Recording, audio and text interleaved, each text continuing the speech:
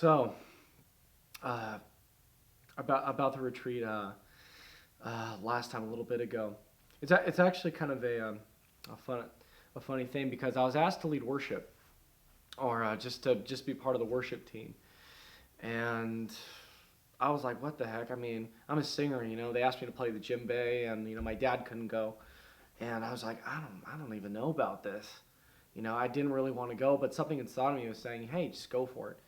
And the last time I went on a retreat before that, it was like when I accepted Christ into my life, and it was years and years. It was like 5, 6 years ago, 5, 6 prior, and so I went, and I'm like, I've been to some of these things before.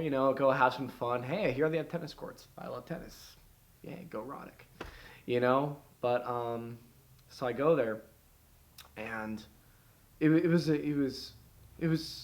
interesting because you had a ton of people who've gone before, and it seemed okay. But when I got there, it was kind of a different feeling altogether because when you're in the world,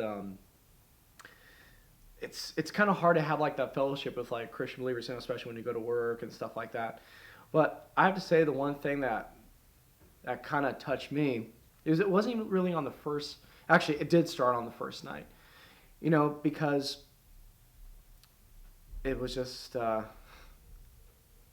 it was just a trip because it almost seemed like God was like really like speaking to me into my heart because I always believed I grew up in a Christian home, and I always believed in Christ. I believed it, but and I accepted Him, but it was strange because I thought there was something missing, there was something more.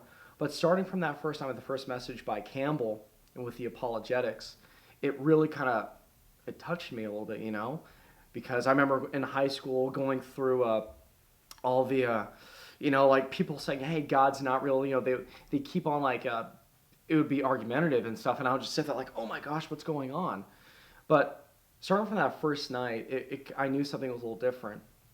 But what really affected me about that retreat was the second night, and that was in the afterglow. And, I was leading worship and stuff like that. It was cool. But when we were told to go to the sides of the room, or just go pray by ourselves, it was an experience because God really spoke to me in a way He never spoke to me before. And it was just such a life. I prayed with a couple brothers and stuff, and it really affected me. And from that point on, like, my life hasn't been the same because not only did I believe in Christ, but He made a change in my heart. So I'll be going to this next retreat, and if you have a chance, go ahead and do it. I mean, if you've been to like 5, 6 before, just having like that fellowship with other guys, and you know what?